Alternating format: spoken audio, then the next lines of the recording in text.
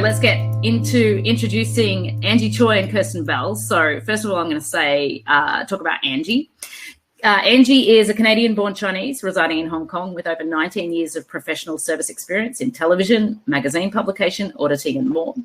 Angie is a multifaceted events and communications expert, realizing big picture strategy via meticulous execution of an event. Angie applies her solid and diverse knowledge by being the mastermind of numerous large-scale projects, leading teams in the execution of top-notch events in the region. Welcome, Angie. Thank you.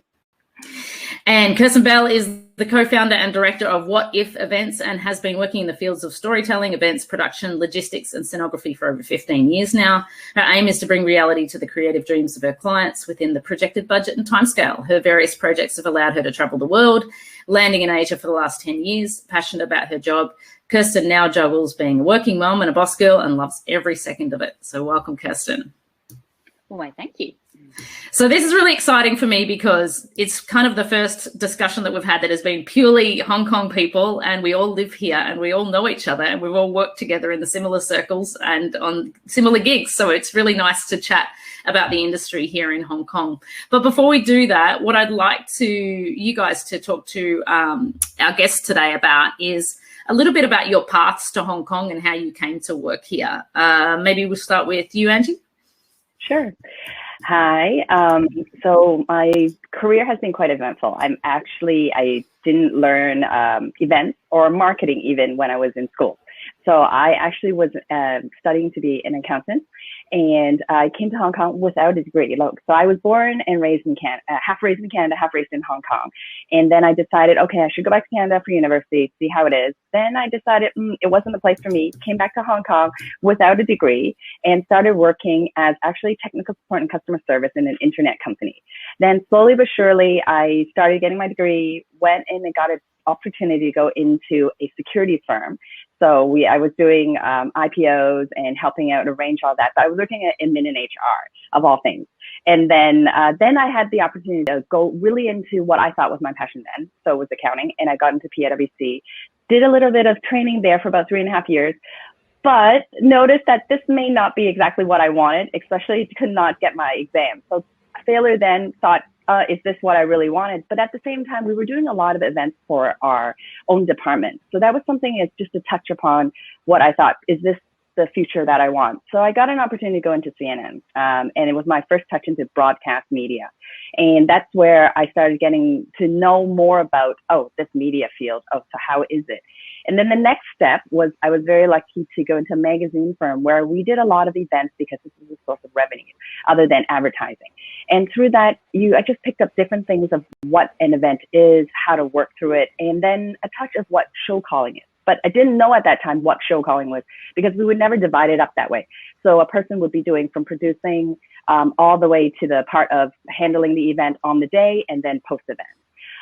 Through those events, I got to do a lot of charity, got to do a lot of award ceremonies, but they were very small scale, some a little bit larger, but then most of them small scale. So it was just a touch into it. And then after about 5.5 years of doing that in a magazine firm, representing a magazine, I decided I kind of wanted to try something different. And CSR was something that I really felt that it was needed in Hong Kong. And it was just an opportunity of whether or not we could build in that. So I had the opportunity to go into a company called Wheelock, and we really stepped forward to try to do a lot of CSR, especially in real estate or building of buildings. But the problem was that it was a little bit differently done in Hong Kong, and I felt that, it may not be something that I actually was passionate about. So then after I stepped out, this is when I created my own company, and it's been 8 years. And this company actually is something that it's me going into other agencies or other companies or helping clients and representing them for doing things that they have passion or they want and their goal is. So I go in, find out what their goal is, help them, and of course, mainly focus on events. Slowly but surely, over years of learning how to produce in different ways, you pick up the ways of helping them, assisting them in different niches. And slowly, but I started building on liking show calling a lot, and that was my passion. And so I started just kind of building on that passion and just going directly into that, because I believe a show caller in a show is very, very important. There needs to be someone on the day to assist the producer or assist the client in running the show so they can focus on other aspects that they need. And by doing that, you can give them the chance to really get what the reason for having that event is, and you being part of it. So that's more or less where I am now. And I help out show call live events when there is ones, but now I've gone into hybrid and virtual. And all the experience I've had in all the different companies, whether it be the audit, whether it be CNN, you really build and you can bring it into what you have now. And that's more or less me. That's wonderful, Angie, to hear your journey. It's really interesting for me because I've done a lot of stuff around the world that it's this part of the world is largely unstructured in how a conference might be set up or who's doing it and the format. And I'm sure Kirsten can weigh in on that a lot. So having somebody who can pull together the show calling aspect and tell the client what they need is probably really, really important. All right, so Kirsten, tell us about your journey, although I know some of it, most of it, but tell the audience. Yeah, fantastic. Thank you. Well, great being here. So I studied theatre studies back in Europe. I studied mainly in the UK. Then I got a chance to get a scholarship to go to California. So I did a year out in Santa Cruz, and I thought that was where my life was going to finish. But they sent me back to Europe. So I graduated there. And I got into theatre through opera.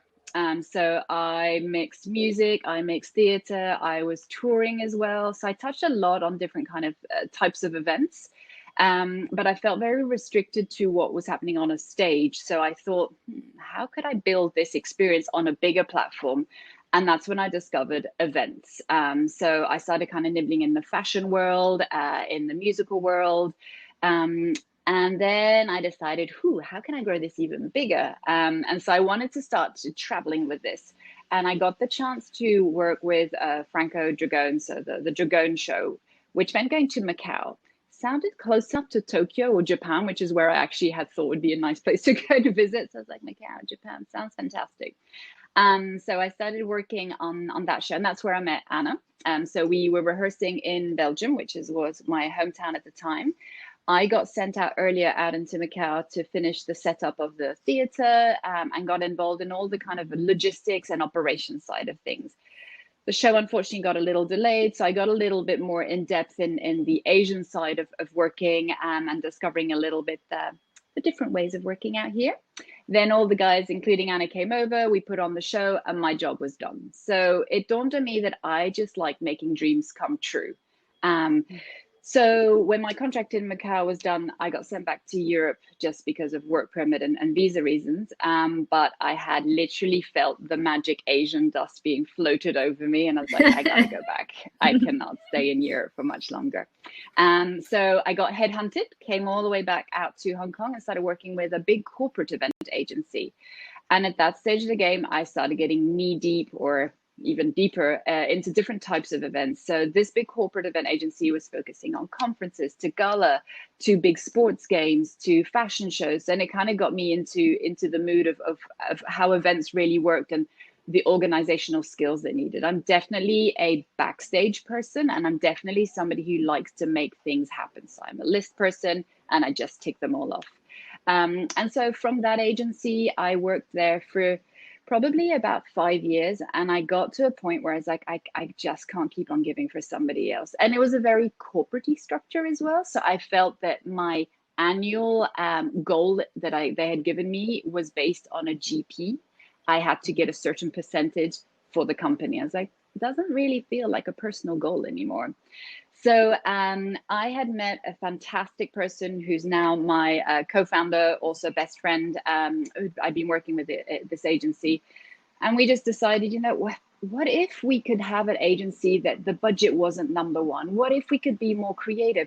What if we could choose the people we wanted to work with? What if we could actually go and fish out somebody like Angie, who we know works really well, and work with her? What if we pick out Anna, who could actually call one of our Christmas shows? What if turned into We Built What If.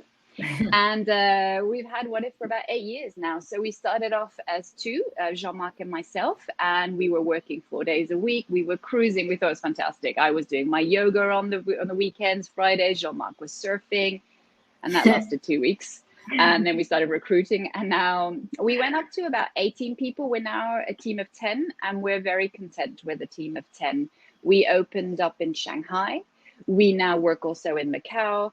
And we've managed to find a structure and a team that allows us, still staying relatively boutique, bespoke style, to work all over the APAC region. And we're loving it. We made What If come true.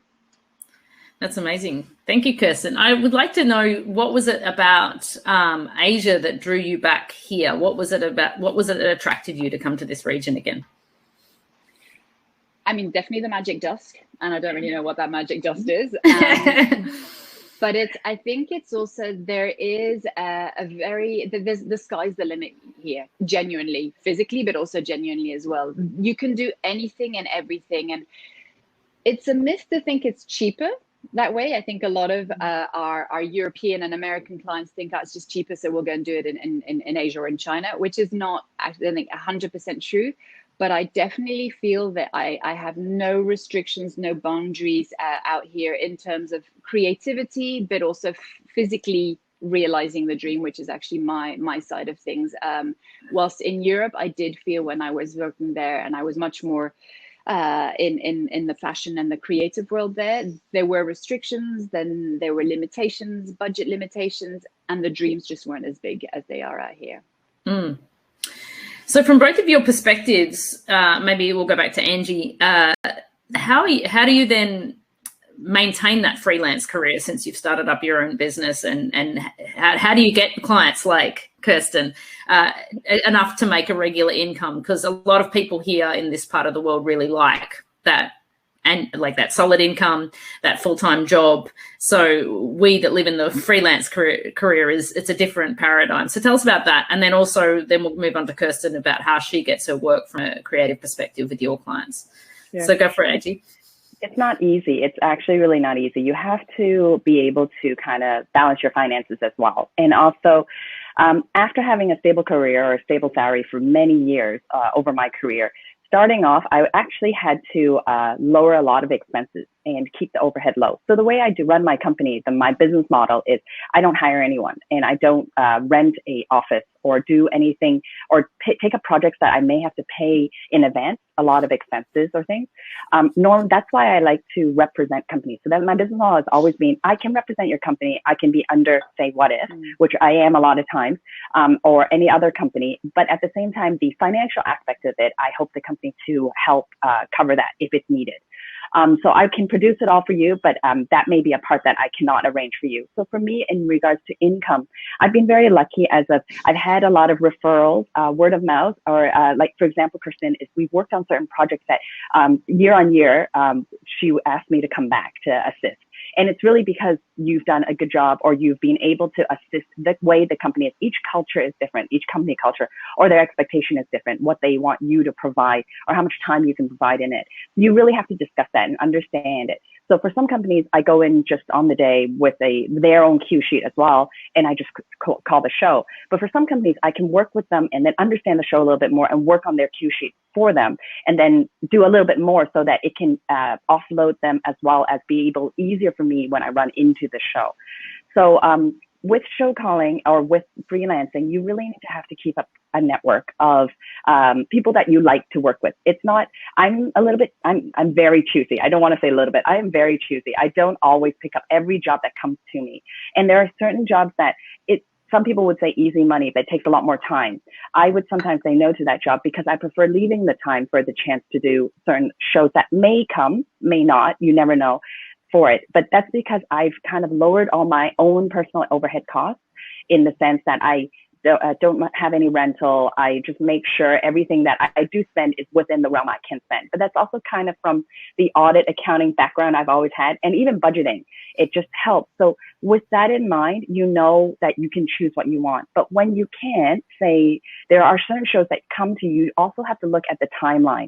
So are you getting paid for exactly the amount of time that you have to spend, and whether or not there will be an opportunity that you have to give up, but maybe a bit more pay? It's hard because at that point in time, especially during the pandemic, you really don't know what's coming up. I do have friends that have said, I prefer to go into now contract or full-time and not do freelance because I have to make a living for myself. I've just been very lucky in the sense that over the many years with the finance background, I understand what I can do. And if I don't have a job and things are laying low, I have a certain amount of savings that I can continue to run. Then at the same time, when it gets really quiet, you start knocking on people's doors and just speaking to them and saying, how are you? Is there any project that I can help you with? Even if it's not show calling. It may be sometimes just logistics. They just need a helping hand. And we all have rates that we give clients, our agencies, but the rate is not set in stone. Sometimes you talk to them and ask them, is this your budget this time? If not, it's okay, let's work around it. Let's get the job done. And then if possibly the next time comes around, you remember me, because I'm the more of, I want to keep the relationship up and work with great people. I want to do the creative jobs. I want to get a chance to see things, and money doesn't actually get that. You can't always say, okay, I'm going to get this rate so I get this creative job. Sometimes you really just have to, I'm not saying giving a discount, but just kind of looking at the opportunity. So I would say for freelancers out there, do keep yourself, do let people know that you're there. So LinkedIn, Facebook, and things like that. Although I don't get much of a chance to take photos, so I don't have much posts. You'll see, if you ever are on my LinkedIn, you don't see much posts about my shows. Another thing is NDA. I'm a person that I kind of know that it may not be in my position to kind of show everything, especially the back of house things. So I do kind of write posts on kind of sharing my knowledge of what I've learned more than this is the show I've done. Because I feel that sharing the knowledge helps. Everybody's going through almost the same thing. And I'm very techie. I really like to talk about certain tech things and learn more about the tech aspects of it to help you on the show, and then you can help the client. As well as you have to tell people that you're out there, because they do forget, or they're too busy doing their own thing. And when you pop up on, say, LinkedIn or Facebook, they kind of think, oh, yes, I do need some helping hands. Maybe she's available. And then also your scheduling. You have to be very clear about your scheduling and don't overlap too many projects. You can do many projects at the same time. Like show calling is not because you're on site, but all the preparation prior, you can. But if you take up too much, you're actually not providing enough time for that agency or for that client. So I do not try to keep what I'm doing not at a minimal, but at the amount that I know that I can take up, so that I can provide enough time and effort for the meetings that are needed, for the extra explanations, or for on-site rehearsals, or just even to see each other to talk about things. You really need that time. So you have to factor that in as well. So that's kind of how to freelance, for me at least. Mm-hmm. No, it's a wonderful insight. And it's really interesting that you also say about the flexibility in rate, because I find that's definitely something that you have to work with the client with quite often. And as Kirsten will testify, it depends on what kind of budget they're working with, right? So sometimes you're going to go, okay, well, we'll do this gig for this price, but when I've got more money, we'll pay you a bit more. So there's that balance. So Kirsten, tell us about that process from your perspective. Like, where do your clients come from? How do you find them? And how do how do they hire you? Yeah. So when we, Jean-Marc and myself, left from the big corporate event agency, we actually left with a little boost from our own clients that we had there and be like, can you guys just spend a little bit more time listening to us? Because they've got stories to tell. Like, these clients are not just kind of being pushed by headquarters saying, do this, do that, da, da, da, da, da. So we left with the courage and the nourishment from some of our key clients that are still our clients today, saying, if you guys are able to provide a service where you guys are actually there listening, doing, and closing off, we'll stay with you guys.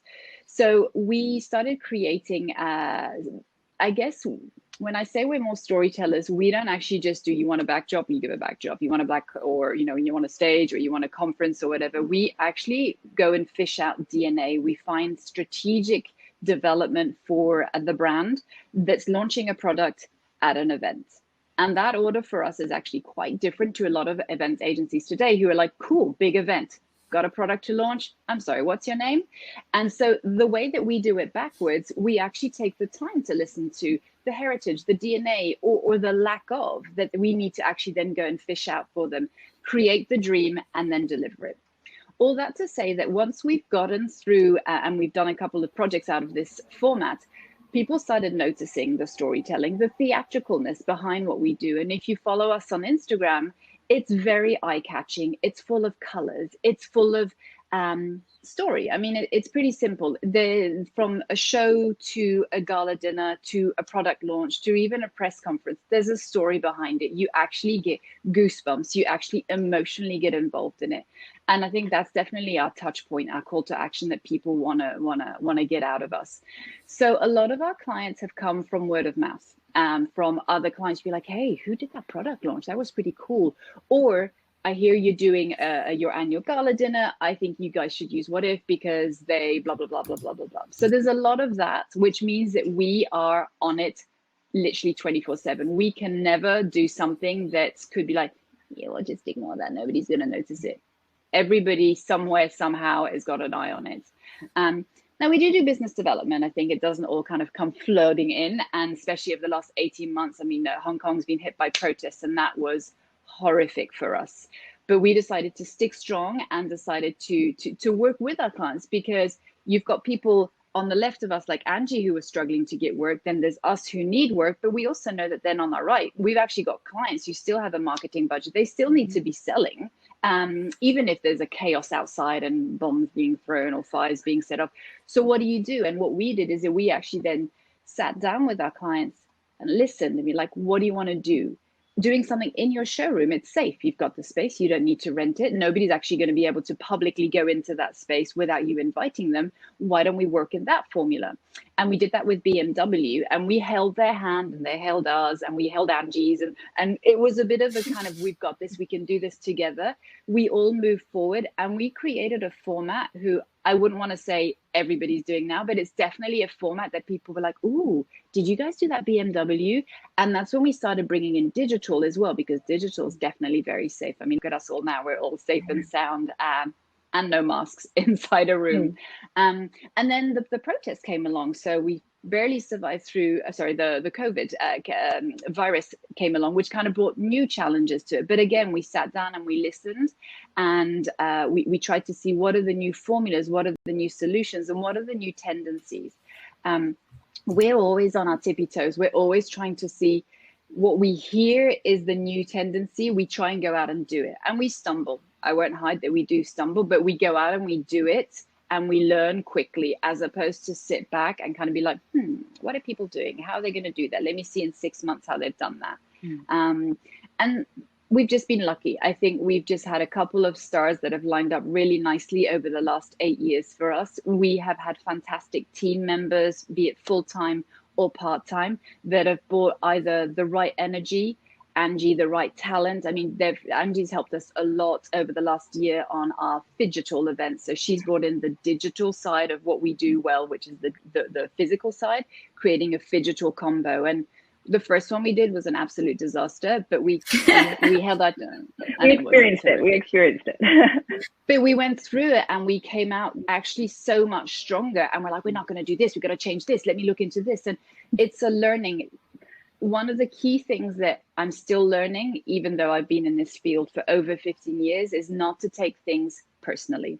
And I've got a company on my shoulders, and I cannot take things personally, despite the fact that it's my personal baby that I'm sharing and giving to other people and using as a service.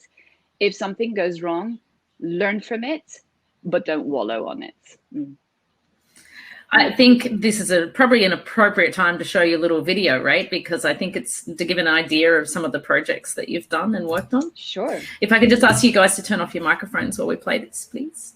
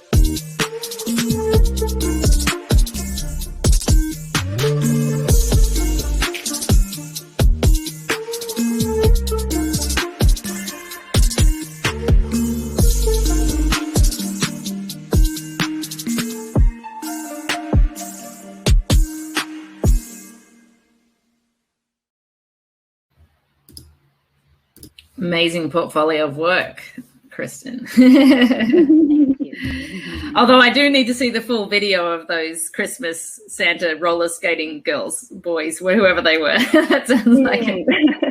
100 Santas. And that was actually a project Angie helped us a lot on. Which is fantastic. So it was a lot of fun. Yeah.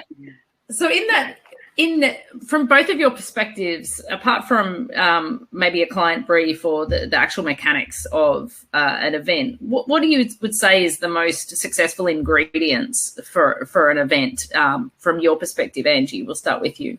What makes a good and successful event? What makes a good event? It's the communication with the client. I think it's to understand what they hope for, and also to give them an understanding of what's going to happen so they don't have any surprises.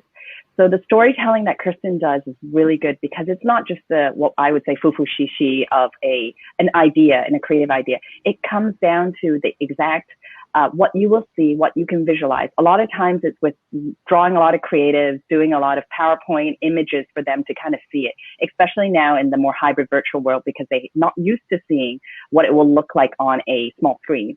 But whether or not when it was a live event as well, it's the time you spend communicating with them and telling them what can be done and what can't be done, but in a nicer way, so that they're not surprised or they don't have an expectation that in actuality was not what we will visualize or will come out.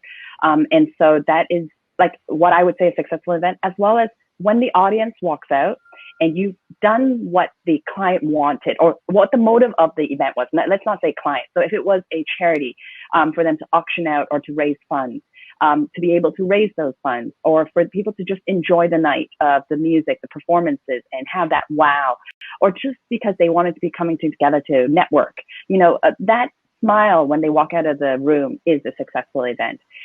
No event is perfect. That's why my company is called Speechless, because I believe there is speechless events positively. Everybody is so speechless and happy, but there are this side of speechlessness that there's no words to speak about it.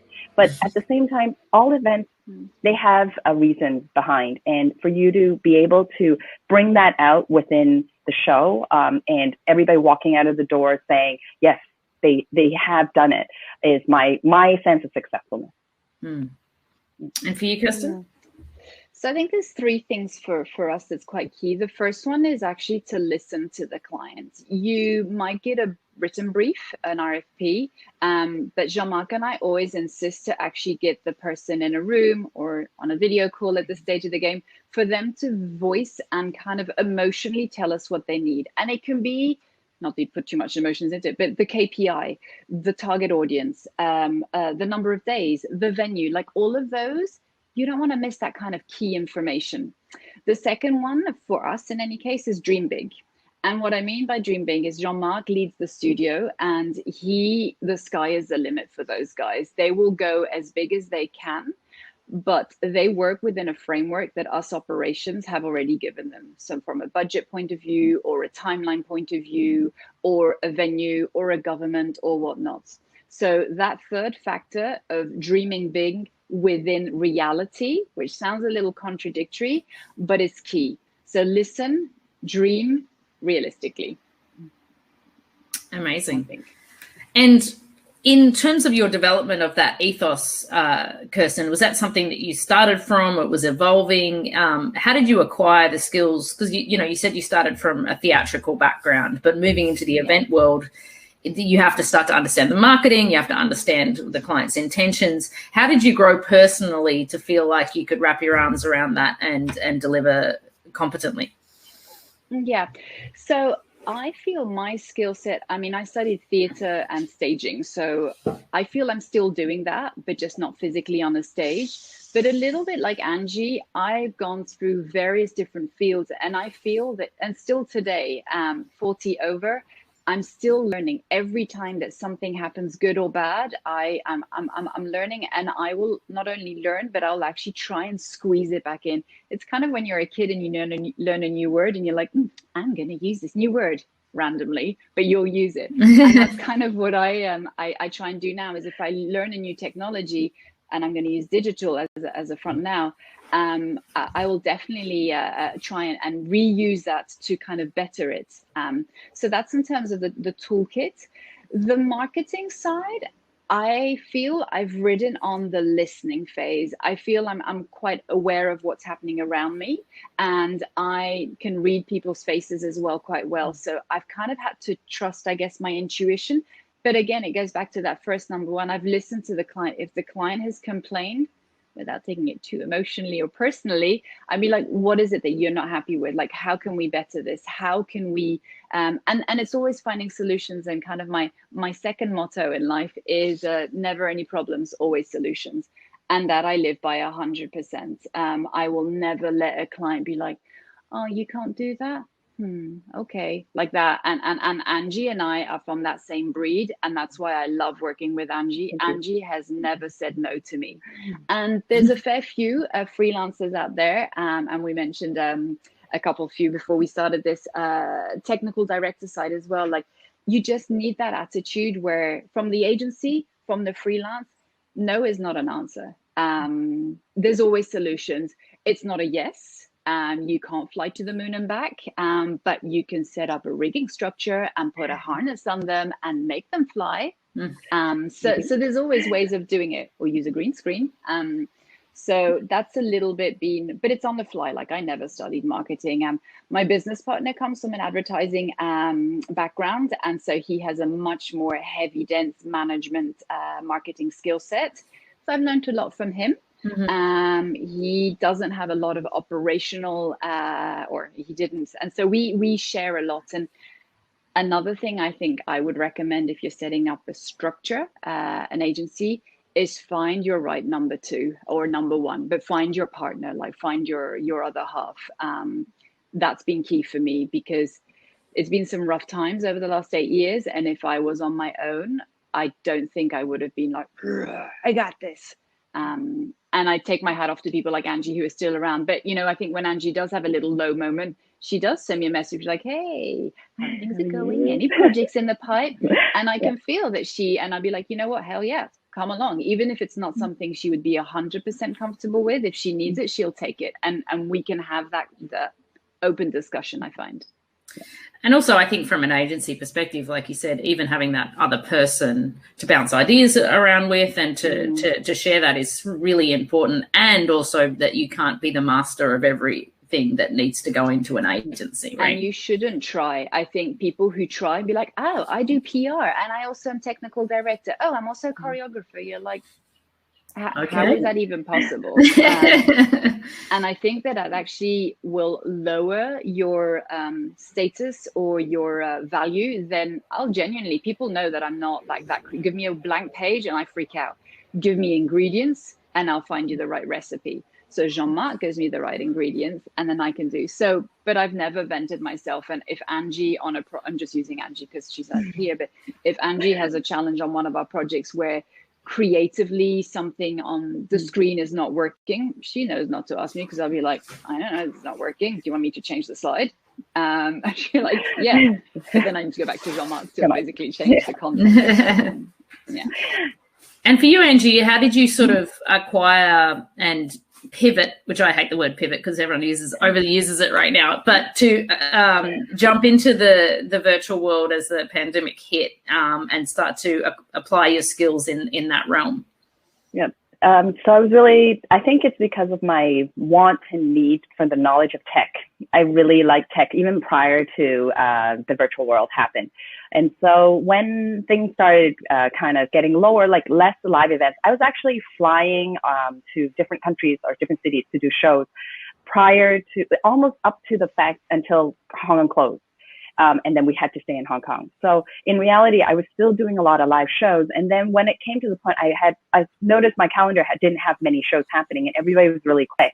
I just went online and started learning about virtual, what green screens are, even up to the technical point of how to use vMix or how to use, what is the streaming terminology. And then I spoke to different, because I work with a lot of tech companies, so AV companies, and sometimes they are representative as well. And so through all of that, I've always wanted to know how each machine works, how to use the audio panel, what lighting is there available. I'm not a programmer, but at least as a tech and they have to walk away, I know what button to press. And so through all that, I was very lucky to say, oh, and this is done this way, but what does it mean? So I go do the research. I go watch a lot of YouTube and just figure it out. But I didn't understand it fully because it's not fully my background. But I had the want to know. And then the want to find out even more. You go and ask. And then you say, do you have this machinery? Can we try it out? Next time, if you do a show like this, can I be there? It may not be to do with being part of a show because they can't hire you because it's very possibly they don't have budget to do so. But just being a part of it, seeing it, testing it out, being with them to grow with them and see how Zoom worked, how WebEx worked, and all the different opportunities. And then slowly but surely, because there were other agencies out there that actually were already in this field, you start to get to know them a bit more and through referrals as well. They say, oh, we do need a position like a show caller. Like they previously would ask a colleague to do it because they just don't have the budget for it. But slowly they found out it's just too much work. And so could you use your knowledge to help? So I had the opportunity to do so after testing a lot of things, going to different technical companies, just learning, or even just talking to people and just trying to say, so what's this? How do you do it this way? How do you do it that way? And what does this mean when they're disconnected or they're not? And what is the best way? We found out, talking to many people, there's no best way. It's just what the AV company or the tech company likes to use or what equipment they already have. So you adapt to it. And then when you do your cue sheets or when you talk to them in the show call queuing, you use their terminology, you use their machinery and what the way they work. And then I had the opportunity to go into a more virtual streaming company that did a lot of these events and then start show calling for them. And then they found that this was very useful for a lot of the events that were larger. It's a few hours or a few days, or the client needed a lot more hand holding. And then I was in the position that I could do a speaker's brief as well as run the show and keep everybody calm by just because nowadays you can't just be in front of them and say, okay, stop, wait here. And then now you can speak. You have to use your voice. You have to talk to them through the Zoom. Only they can hear. You have to be very calm when you do that. And all of that started working out. And it was something that I wasn't nervous about doing. And it just seemed to be the experience I had from before of the show calling. It just helped out. And then so that helped. And even though it's a virtual world, even though it's very digital, the things you're doing is actually very similar. You're still helping to keep everybody calm, giving the cues, making sure everybody knows what's next on the rundown, what to press. But at the same time, you have to understand what the limitations of every piece of machinery may be, or what they would do if in case something happened. Because there's a lot of now contingencies with internet. That when the connection goes down, what do you do when a speaker's in the middle of a presentation? So the show caller nowadays would call upon the moderator, if there's one, to tell them, okay, something's happened. Can you speak for a bit? We're going to get the other person connected. But while you were doing the speaker's brief is to give them that information. And so if you are disconnected during your presentation, do not worry. Either call this number or call back into the Zoom and we will do this for you. So they're all prepared. So all of this actually you would have done in a real live show too, but just as a different context. So that's the virtual world, but you do have to do your own research.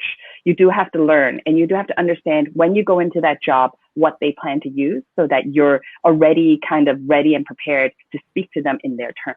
Because all technical people are very used to their own thing. And so you have to just be flexible in that way. So that's how I kind of stepped into it. And slowly but surely, when people know about you, and they, like, for example, Kirsten knew I was doing a bit more virtual. When she had one, she would come to me and say, hey, can we work on this together? And then I said, yes. And then I said, why don't I do a little bit more and try to explain to you, the client as well, what they'll see and how they'll feel. And so prior to the show, they were ready for it. And then during the show, we could handle it. So it's just by that I started going into this hybrid virtual world. And then recently, I've been able to do a bit more of the live audience with the virtual. And as we were talking before, Anna, I was saying, do we need 2 show callers now? If we do a live audience one, what they see and what the people see on the web-based as an audience is very different because the screens are different, the presets are different, what you look at. Maybe coming up, there needs to be 2 show callers on everything just to make sure that everybody gets the experience that they need on whatever platform they're looking at it. I think that's the biggest challenge, right? Because when you're having those hybrid events, you're having to make the experience online as entertaining as it is in real. And who are you serving? I mean, how have you approached that, Kirsten, from your perspective in terms of creating an event that has been hybrid? Where do you put your focus, and how do you convince the client that it's going to be a good experience for both parties? To be honest, we do not believe today you can do the two simultaneously, and our priority will be on the physical at this stage of the game. But what we've actually ended up doing is doing a virtual followed by a physical, or physically and then kind of virtually sent it through. Or we've done a virtual store for a suitcase brand, and within that virtual experience, you have a TV screen that you can then go and click in, and that clicks out to be just then a live streaming of a physical event. So I would agree with Angie that there is potentially a need for two, because it is two different experiences. And what if only focuses mainly on luxury events, and you can't second best the luxury clients? So we need to be very clear that that target audience will get our full attention. And we just did it with Cartier, where we did a live event followed by a virtual event followed by a physical event. And we were very keen and clear to tailor it to the audience that we were using on that medium. For now, in the case. No, it's really interesting. And I agree with you, Angie. I think all the terminology, even from conference platform to other conference platform, can be really wide and varied. And you're like, so your main stage is what I think a main stage is, or and the breakout room, well, what does that actually do? Because none of them sit in the same sort of context, and all of those developers don't come from our world, right? So they've named those things and they sit in that world, and you're set their traps. I'm sure you have a lot more lists now, right, of how to run the virtual event as well as it. I do, and also the platforms that are used. Sometimes I work for companies that customize their own platform, so the way they do it behind actually affects your virtual event. It's whether or not you have to have a pause between each session because they have to do something in the background, or does that affect it so that they have to reload the page, that they can't watch the live show yet, so you may have to slow down everything, or do you just continue to go? And one thing I've noticed about online events, you have to start on time because it's online now. It's not something that you wait for audiences to arrive, so therefore you can start at a certain delay. It's not like that anymore. It's like you really have to try to start on time. But when you end at a delay, what do? You know, there's things like, because not everybody watches every single session. The thinking is that you divide, like conferences now, divide it into different sessions. So some people just go and watch a single session and not the whole show, but some people like to watch the whole show. So how is the platform done for the audience that you have to affect the way you run your show? There is a difference. You have to know a lot more. And sometimes when there is an effect, is there anything behind that when we run the show, do we have to do? Or maybe the moderator, the host has to say something, and you have to be able to somehow communicate to them, but they're already standing in front of the green screen or the backdrop. And so nowadays we use the DSM to kind of talk to them a bit more, which we used to do, but not as much. Or you have to have a break or a pause at points just to be able to communicate to them, or you have to speak to them in the in-ear. So it's like a lot more communication, and I would feel there's the live element to it still, but you just have to make sure it looks okay on screen. Yeah. And by the way, when she talks about starting on time, she was very important to note before we even started this webinar. It's like, we need to start now. you can't pull that out of her DNA right now. I can't. My clock has it in seconds as well. So I have minutes and seconds, and then I'm able to know, okay, it's like 10 seconds to the time. Yeah, that's something that I always look at the time. It's really bad though, because you just kind of, everything has to be on time or earlier.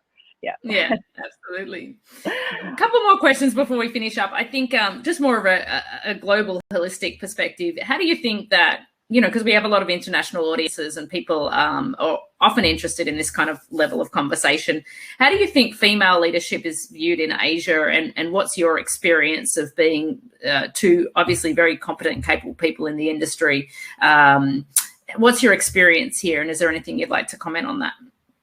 Maybe start with you, Kirsten. Yeah, I was actually thinking out of the questions that you had shared, that was the only one that I didn't have I got this kind of answer. I personally have never felt that I have been put aside or felt any differently being a female. I feel that maybe I'm very blessed that events is such a in my opinion, a non-challenged world. I think I have worked with people, female and males, who are just very good at what they do, and I don't particularly care what gender they are. And I know that back in the days, a technical director had to be a male, and a factory builder had to be a male. My best, and I'm going to say probably globally, production manager is a bomb ass girl. She works like she's amazing. So no, I wouldn't want to say that it's any different to Europe. But again, time has changed. Like, I've been out here for over 10 years now. And I feel as strong positioned as any other male, I think, in this industry, because I know I'm good at what I do, and I don't try and do something that I'm not good at, and therefore feel potentially I'm battling against something. That's a good answer. And for you, Angie? I had the same feeling that Kirsten did when I saw the question, because no matter of the different fields I've been in and the careers, I've never really felt that females in those different careers have had any difference. So we've always been very equal. It just depends on the knowledge, the way you work, the passion you have. So I've never had that difference. And you go look for the people, whether they're male or female, and the fact that if they can do the job, they do the job. And yes, a lot of the techs are normally male. There are females, but it's not as often. But it doesn't make a difference because it's their expertise that they have. And then when you're working with them, I do, when I hire different freelancers to work with me, somehow most of them are females, but it just maybe it's the click that we have when we speak, or because I do get very strict when I do my job, or I have a certain standard. And sometimes it just may be the people that work with you, they're just females, that's all. And it's not being anything, but leading when I do have a team of, say, mixed genders, it's just the way you lead. It's what you want and your standard that you explain to them. And if they can accept it, they will. If they don't, then you may not work with them the next time. And it's not usually to do with the gender that you have. It's more of the personality and what you are and what you show to them and what they want to do to you. That's about it.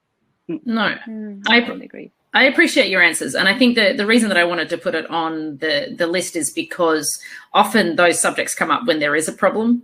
And sometimes it's good to acknowledge when you feel that you are in a good place and there is a lot of freedom. And I feel the way as you guys. I feel like that here in this part of the world, we have the ability to take on the jobs that we're competent for. We feel confident and we don't feel discriminated in any shape or form. And I think that's a great credit to Hong Kong as a city and as a community that we feel that way. So I kind of wanted to acknowledge that. And I'm glad you guys have the same experience. For sure. So one last question before we finish up. I think that another path, a lot of questions we have, because we're an international website, and a lot of people want to know from me personally and for other people how you get work internationally, or how do you start working internationally. So what's your advice on the beginning points of trying to get to work internationally, and what would be your advice to somebody who's wanting to break out of the States or Europe or Australia to come and work in these parts of the world? Kirsten, we'll start with you. Sure. So I think it depends a little bit on your level and where you're at in your career. And the only reason why I'm saying is that we take on a lot of internships, and we take on a lot of international internships who will come over, brave it out here, and start getting an experience through that front. If you're already working in the industry and going back down the ladder to an internship is not exactly kind of enticing you, I personally would say try and find, I don't want to sound biased, but finding an international company. And what I mean by that is that I would consider What If an international, in the sense that Jean-Marc and myself, we're both expats. The rest of the team are all local. But so that you have a touch point, and Angie, by all means, jump in if you wanted to kind of, I feel that going into a completely localized setup, localized language, localized, and also mechanisms is going to be challenging. So if you can find an event agency, if we're talking about how do you get into another event agency out here, if you can click on to somebody who either have already a global entity that is just got another kind of branch out here, or a more bespoke company like ourselves, where you just know that you can kind of have that, hey, how's it going kind of chat, rather than kind of like, dear sir, I don't know how to speak to you, and are we going to have an issue linguistically or not? We're all very accessible, and actually I think even the local agencies are as well, and that could be your step number 2, and you'd probably actually benefit more so on step number 2 to go out locally and actually get your hands dirty in that side of things. But jumping over the pond, I would say find somebody that you've got something. You went to my school, you speak the same language, you know that I've got a dual nationality, like anything that you feel that you can hook on to, or you're French and my business partner's French, you know, just tagging onto like and again, we're very emotional. So we're very on the, if you can tag on to something in that front, it'll just bring you out into then a much more comfortable platform to be like, let's just give this a go, would be my recommendation. I agree. It's not easy to jump into a different culture. So to understand the culture and Hong Kong is a very multinational culture. So whatever company that you go into, it is very different. So I do agree that if you can go into a more international one, be more comfortable with what you're seeing, what you're accepting in the company itself, then learning about the kind of the way that Hong Kong works or Asia works in general, because even China is slightly different. By stepping into that and a little bit of the language as well to kind of, if you can pick up a little bit or understand, it also helps. But really is to come in, be comfortable with what you have and then your job, and then slowly branch out. The reason is because Hong Kong is not an easy place to live if you don't have like a stable job or a stable income.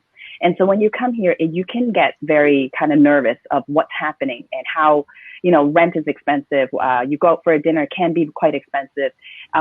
It's like to have your job being very stable helps to kind of build what you have. Or otherwise, you'll be here 6 months and then you say, this is not for me. I want to go back to my hometown. And then also understand that what you have done in the past will help you do with what you do in Hong Kong. It'll bring you a niche, but at the same time to understand not everything is done the similar. Because in Hong Kong, when you do one event with one agency and do it with another agency, from a freelancer's point of view, what I've seen is it's very different. Everybody works slightly differently. There are similarities. The background of the event is similar, but what people use and how people speak are very different. And also not to kind of step on people's toes. So you kind of really have to be attentive to what is happening. So that's why if you can come into a company with people that you are more comfortable with, at least it's a very open conversation and they will tell you, so this is how it's done here, and how you can see it. It doesn't mean that you have to change into this way. It's just so that you know, and then you aren't coming into hitting a wall and saying, why is everything not working the way I know it is supposed to work?